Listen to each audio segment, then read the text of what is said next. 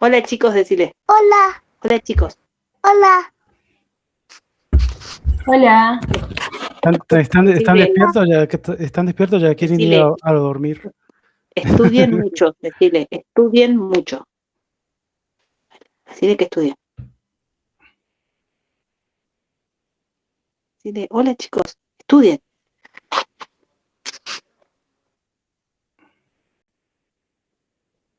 $25.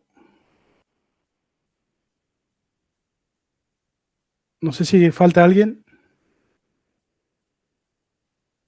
Ahí me fijo y te digo.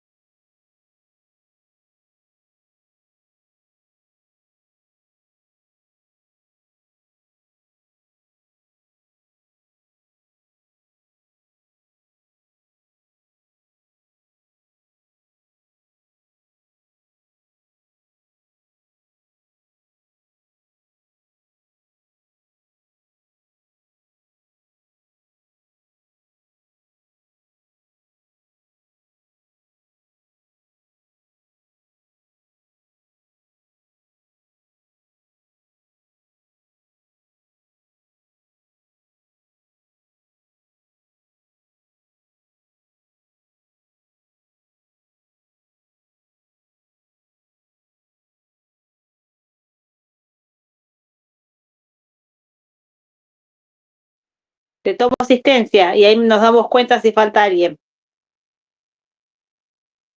Bueno, dale. Amaya. Presente. Baeza. Presente. Barzamelo. ¿Quién es? ¿Baeza? Sí, profe Baeza. Bien. Barzamelo. Presente. Campos. Presente. Cejas. Presente. Cucato. Presente. Fernández. Presente. Galindo. Presente. García. Presente. Gutiérrez. Presente. Izaguirre. Presente. Jardón. Presente. Mora. Presente. Morales. Presente. Palacios. Presente. Pérez. Presente. Pozzi. Presente. Reggiani.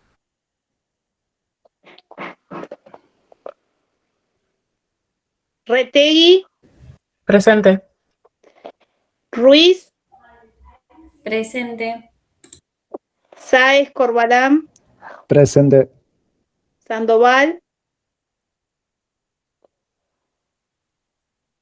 Sepúlveda. Santiago. Presente. Sepúlveda Sebastián. Presente. Manícola. Presente. Yáñez. Presente. Zárate. Presente, profe. Bien. Faltan dos. Sandoval y Reggiani. Sandoval ya entró recién. Entonces Reggiani. Acá está el ¿Saben? profe. ¿Está Aileen?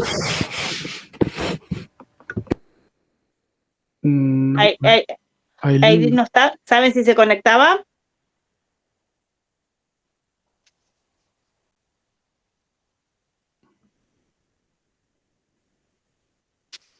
Bueno, si querés ya da comienzo ya. Bueno, son dale, 16. vamos. Dale.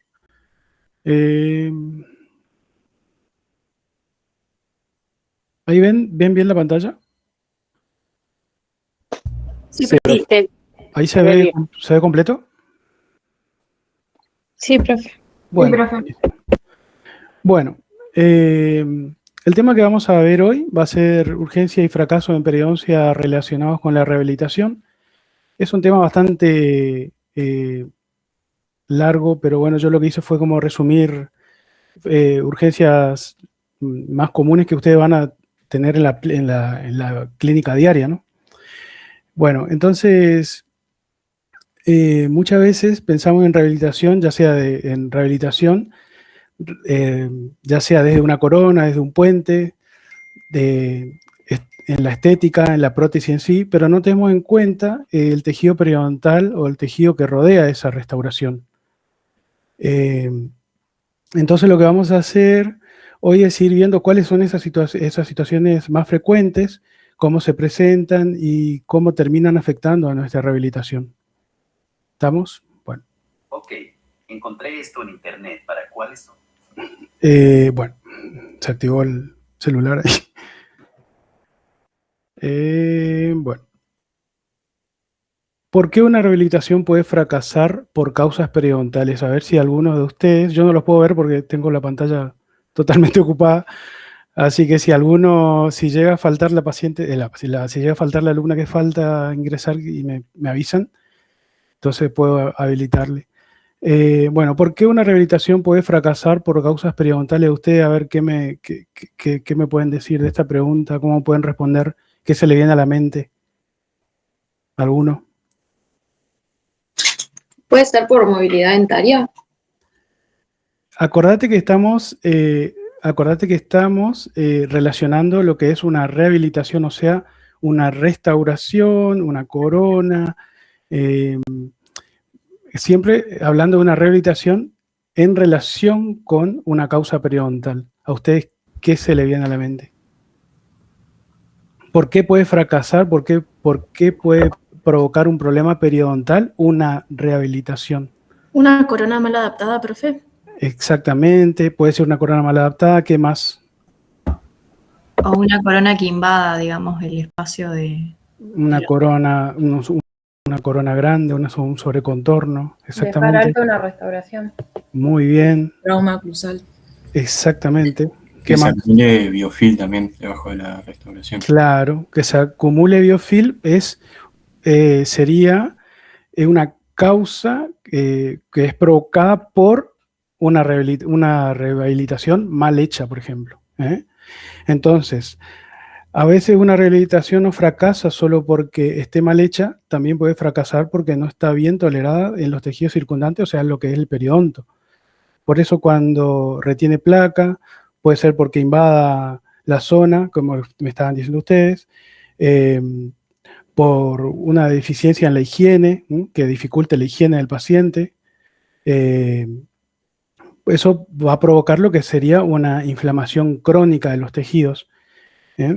Y por eso tenemos que tener en cuenta siempre, cuando realizamos una rehabilitación, no la rehabilitación en sí, como de manera aislada, sino tener en cuenta los tejidos que rodean esa rehabilitación. No es hacerle un diente, a ver, porque tenga un pequeño diastema entre un 13 y un 14, no por eso hacer una corona muy ancha que nos ocupe todo el espacio, pero estamos resolviendo la estética, o sea, lo estamos viendo lindo nosotros, pero en el fondo estamos provocando un problema futuro al paciente, ¿no? Entonces, ¿qué es una urgencia periodontal?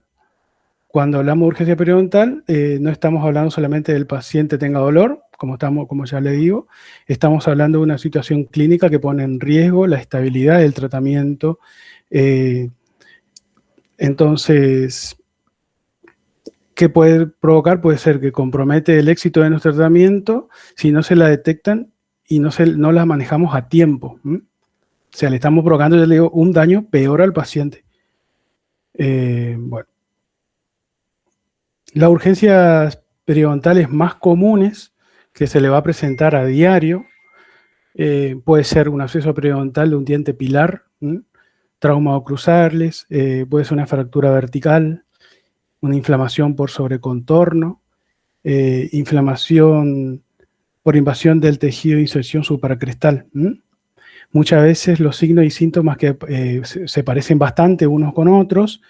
El paciente le va a consultar por dolor, por inflamación, dolor a masticar, pero la causa la causa que le está provocando a veces son distintas, pero muchas veces la situación clínica o lo que es los signos y síntomas a veces son muy parecidos.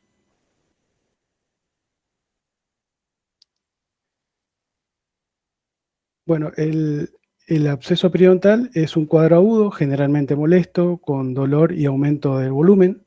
Puede tener origen periodontal, netamente puede ser periodontal, o puede ser también de un origen dentario, netamente dentario, o sea que sea totalmente dentario. O puede ser una combinación de origen dentario y origen periodontal, que son las famosas lesiones endoperiodontal que tal vez habrán escuchado. Bueno. ¿Cuáles van a ser los signos y síntomas comunes que se puede llegar a dar? Generalmente van a ser signos localizados. Puede ser, por ejemplo, un edema, una lesión purulenta que va a rodear una pieza dentaria de forma bien puntual. O sea, por ejemplo, puede ser un 13 puntualmente por vestibular. Entonces, puede haber dolor, sensibilidad en la encía. En el peor de los casos puede haber movilidad dentaria. A la exploración clínica con la sonda periodontal, esa lesión, si ustedes realizamos el sondaje, van a ver que muchas veces es tan profunda la bolsa que nos ingresa hasta toda la sonda periodontal, la totalidad de la sonda sería. Bueno, ¿cuál va a ser el tratamiento? Lo primero es resolver el episodio agudo y aliviar al paciente, ¿no? Sobre cómo vamos a resolver el episodio local ahí puntualmente, lo primero que vamos a hacer es raspaje y alisado radicular. O sea, una vez que sondeamos y detectamos el problema, raspaje y alisado radicular. También podemos resolverlo de manera con una antibioticoterapia, con amoxicilina 500 o metronidazol 250 cada 8 horas por una semana. En caso que el paciente sea alérgico a la penicilina, hay que reemplazar lo que es la amoxicilina por la citromicina. La citromicina generalmente se da 1 por día, 1 cada 24 horas. El metronidazol 250 sí, siempre cada 8 horas. Acá hay un detalle puntual. Yo hace bastante tiempo no estoy consiguiendo lo que es el metronidazol 250, estoy consiguiendo el metronidazol 500, que es lo que hay en la farmacia. Entonces siempre me pasa todo el tiempo que el paciente me dice no consigo 250, entonces directamente ya no estoy recetando 250. Lo que hago es receto lo que es el metronidazol 500 y le digo al paciente que parte el comprimido por la mitad. Otra cosa a tener en cuenta es que cuando recetamos metronidazol siempre, pero siempre debemos recalcarle al paciente que no tome nada de alcohol, nada, pero nada de alcohol, ni siquiera enjuagues bucales que tengan alcohol, por ejemplo, es muy peligroso, porque el metronidazol con el alcohol le va a provocar un malestar al paciente que es bastante importante, que es en general le da diarrea. Sí o sí le va a dar diarrea si toma alcohol, incluso ya le digo, si el enjuague bucal tiene alcohol, les da diarrea. Así que eso siempre hay que tener en cuenta, siempre hay que recalcarle al paciente, porque le va a pasar mal. Bueno, el sobrecontorno también es un problema muy frecuente. Muchas veces las restauraciones tienen un exceso de volumen, sobre todo en la zona cervical, y afecta a la relación con la encía. La higiene se vuelve difícil justamente por este problema de generar un sobrecontorno, un exceso de volumen en la restauración, que es más o menos el ejemplo que yo le estuve dando, le dije al principio, que a veces por forzar la estética y de querer tapar capaz un diastema, porque el paciente a veces no te pide porque se le queda la comida. Ustedes también tienen que saber aconsejar al paciente que a veces no es solamente tapar el hueco, sino también devolverle lo que es la salud y no por eso le vamos a hacer una restauración grandota para tapar un diastema. Entonces, Si tiene que quedar diastema, lamentablemente tendrá que quedar diastema, pero le vamos a facilitar al paciente que el día de mañana no tenga un problema más grave, ¿no? Bueno, como ustedes van a ver acá, no sé si se ve ahí, pero como ustedes ven acá, van a ver una corona bastante ancha que genera escalones. Estos escalones lo que hacen es provocan acumulación de placa bacteriana y esto desencadena lo que es una inflamación crónica después y recesión gingival, recesión ósea. Entonces, lo más común acá, como les digo, es que haya una inflamación persistente en la encía, sangrado, puede haber supuración, dolor, que no mejora con el cepillado. El problema no es que el paciente se cepilla mal o que no se cepilla, sino el problema acá es la restauración. ¿Cuál va a ser el tratamiento? Bueno, obviamente que va a ser extraer esa corona, retirar la corona y realizar una corona nueva, acorde con los márgenes que debe tener, ¿no? Y que respeten el tallado. Siempre hay que pasar, cuando uno pone una corona, siempre hay que pasar hilo dental, chequear que no haya escalones, no tiene que haber zonas retentivas. Siempre hay que tener en cuenta eso. Bueno, el trauma oclusal probablemente sea una de las consultas más típicas que ustedes pueden llegar a tener en su clínica después de haber colocado, por ejemplo, una corona. Los pacientes muchas veces vuelven y le dicen, siento que me toca, me toca primero, me duele, siento que me quedó alto. Lo más común es dolor al masticar, dolor a la percusión, sensación de contacto prematuro y a veces también puede haber movilidad. Yo siempre le pongo el ejemplo acá que nunca, o sea, esto es algo que me acuerdo de cuando yo estudiaba. Yo estaba teniendo un paciente y la mamá me llama y me dice, Javier, me dice, justo yo le estaba teniendo al hijito, y me dice, se le está hinchando la cara. Y yo no le hice nada raro, o sea, no, era una restauración plástica bastante pequeña. Cuando le consulta a mi docente, me dice, seguramente le dejaste la restauración muy alta, me dice. Bueno, chequeamos la restauración, volvió a la facultad, chequeamos la restauración y efectivamente tenía altísima lo que es el contacto oclusal. Solamente con hacer el desgaste selectivo se le deshinchó la cara. Fue algo que no me voy a olvidar nunca porque como estaba estudiando me llamó mucho la atención que a usted le puede pasar. Bueno, obviamente que después con la experiencia no se olvidan de controlar con papel articular cualquier tipo de restauración que hagan. Así que siempre tienen que controlar. Bueno, ¿cómo vamos a tratar esto? Bueno, primero vamos a revisar los contactos con papel articular, tanto en céntrica como en movimientos. Después de hacer percusión, se controla la movilidad y si hace falta se hace un test de vitalidad. Cuando se identifica contacto prematuro, bueno, lo que hay que hacer es realizar lo que es el alivio oclusal. El alivio sería un desgaste selectivo oclusal. Y le podemos indicar al paciente que por un tiempo evite masticar alimentos duros con esa pieza dentaria hasta que se recupere lo que es el ligamento periodontal, que es lo que se inflama y provoca esa molestia.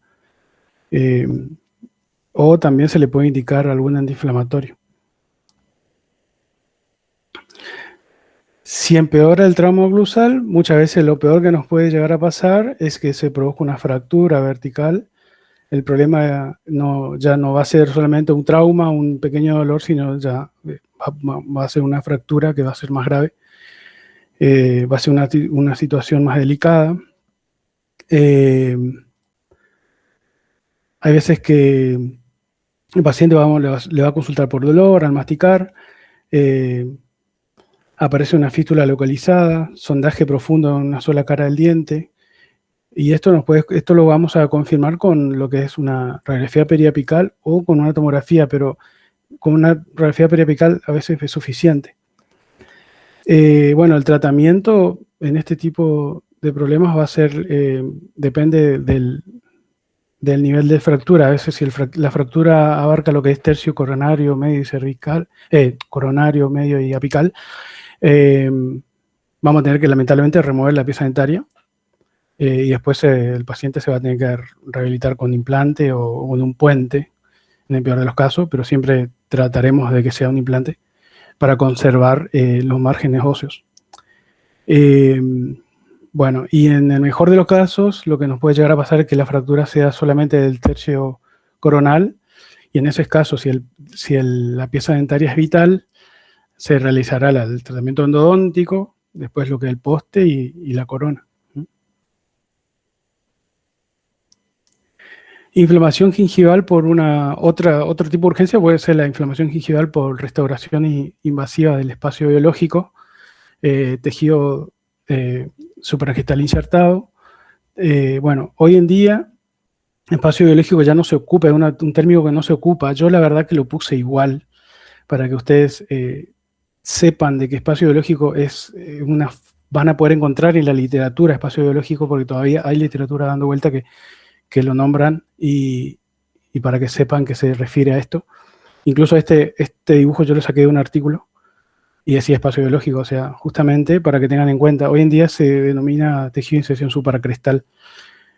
Bueno, se denomina espacio biológico tejido de inserción supracrestal a la unión dentogingival que va a estar constituida por lo que es el epitelio de unión y el tejido conectivo de inserción.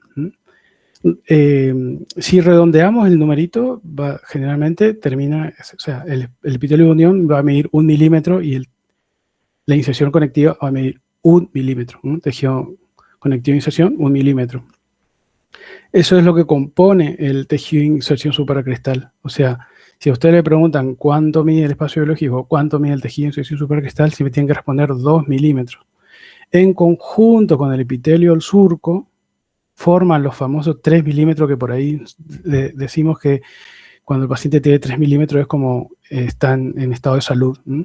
¿Por qué? Porque 3 milímetros es lo que generalmente penetra el cepillo dental, el cepillo cuando uno se cepilla los dientes penetra 3 milímetros, hasta 3 milímetros, entonces eso se considera como normal. Pero mide 2 milímetros, es una pregunta que tienen que tener en cuenta porque muchas veces se le puede llegar a preguntar cuánto mide el espacio biológico o el tejido de inserción suprargestal y la respuesta correcta es 2 milímetros. Bueno. Otro tipo de urgencia que puede llegar a presentarse por una inflamación crónica por cuerpo extraño, por resto de cemento. Es una causa muy frecuente de inflamación localizada, sobre todo en restauraciones cementadas. Queda cemento subgingival. Esto funciona como un cuerpo extraño y empieza una respuesta inflamatoria crónica, dolor, sangrado, exudado, pérdida ósea y recesión gingival. ¿Cuál va a ser el tratamiento? Va a ser la remoción del cuerpo extraño con curetas, con explorador, puede ser, hilo dental y irrigación con clorhexidina. Siempre cuando realizan un cementado de alguna corona, siempre tienen que poner hilo retractor en el espacio gingival. Primero ponen el hilo retractor y después realizan el cementado de la corona. Una vez que realizan el cementado de la corona, retiran el hilo. Con esa forma nos aseguramos de que el cemento no va a invadir justamente ese tejido de inserción supracrestal y no va a provocar una inflamación crónica. Entonces siempre para cementar, siempre hay que poner hilo debajo. Bueno, otra... como ustedes están viendo también lo que es prótesis removible, o van a ver también, así que lo puse también acá, las prótesis removibles también pueden desencadenar urgencias periodontales. Lo más común van a ser contactos traumáticos sobre los dientes remanentes, por dientes pilares, por ejemplo, acumulación de placa alrededor de la estructura. El paciente se tiene que cepillar bastante bien porque al ser un dispositivo externo, siempre genera retención de placa. El paciente tiene que ser muy limpio para que no provoque problemas a futuro. Bueno, esto va a provocar lesiones en los tejidos blandos y inflamación. Entonces, en estos casos no solamente se alcanza a contratar lo que es la inflamación en sí, sino mirar cómo está realizada el diseño de la prótesis, es muy importante. Cómo el paciente usa esa prótesis y cómo higieniza esa prótesis, ¿tá? Bueno, y para cerrar, me parece que la idea más importante es que la rehabilitación no alcanza solo en cómo esté hecha la prótesis, si está bien, si está linda, sino que también hay que tener en cuenta los tejidos periodontales que lo rodean a esa restauración. Si dificulta la higiene, si invade zonas que no deberían, si genera sobrecarga o si favorece la inflamación y el tratamiento puede fracasar. O sea, el tratamiento va a poder fracasar igual si la restauración no tenemos en cuenta lo que es los tejidos que rodean esa rehabilitación. Entonces, cuando hablamos de urgencias y fracasos, estamos hablando también de que tenemos que realizar una buena planificación en el diseño y mantenimiento de nuestra rehabilitación. Así que bueno, chicos, eso es lo que yo tenía para darle para hoy. Debería estar Walter, no sé si ya llegó, no sé si le quedó alguna duda, si quieren preguntarme algo, pero cualquier cosita, si no me mandan mensaje, me escriben. Me escriben al mail de la facultad. No sé si está Walter. No está. No sé, ¿quiere que le esperemos? No sé qué hacemos, Yanni. No, ahí escribió en el WhatsApp. Se te complicó. Bueno. Así que vamos a reprogramar. Bueno, Walter entonces lo dará en la facu seguramente. O no sé, después verán ahí cómo seguramente tomaremos un ratito el jueves próximo. Bueno, perfecto. Bueno, chicos, entonces es todo por hoy.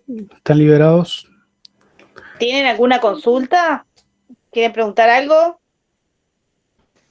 Profe, yo le quería preguntar a Javier, pero no es algo del tema. Mora, recibí tu mail. Ah, sí, era eso. Sí, Mora, recibí tu mail. No tuve tiempo, sinceramente, de ver. Estuve todo el día trabajando, así que ahora en un ratito miro y te respondo. Y si no, más tardar mañana te respondo sí o sí.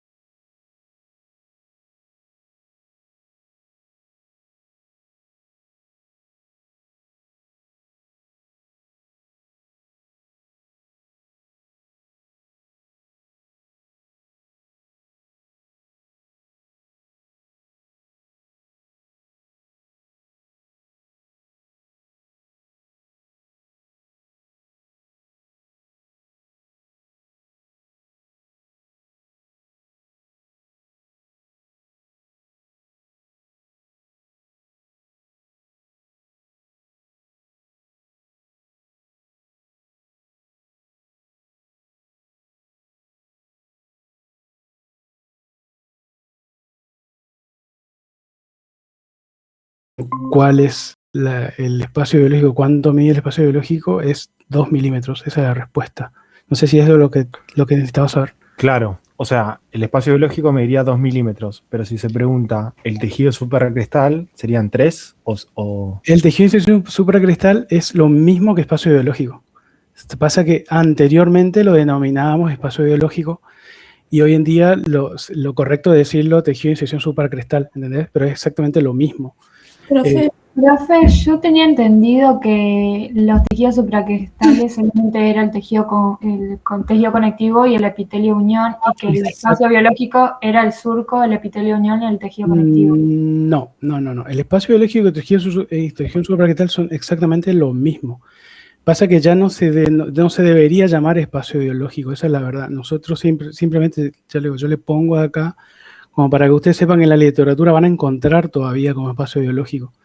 Porque hay mucha literatura que tiene ese nombre, pero en realidad en la nueva clasificación de 2017 ya se lo denomina tejido de inserción supracrestal. Profe, entonces el epitelio del surco no compone el espacio biológico. No compone el espacio biológico. El epitelio del surco no compone el espacio biológico. Bien, perfecto, gracias, profe. Bueno. Profe, por ahí la pregunta también surge porque a veces hay contradicciones. Por ahí Boe piensa otra cosa y después al momento de las correcciones uno es como que se confunde porque no sabe si poner 2, poner 3. Si ustedes ponen nada para tener es correcto. Sí, totalmente, y es una de las preguntas que generalmente se hacen, así que por eso le recalco. Bueno, gracias. Así que no van a tener problema. Bueno. Bueno, profe, gracias. Bueno.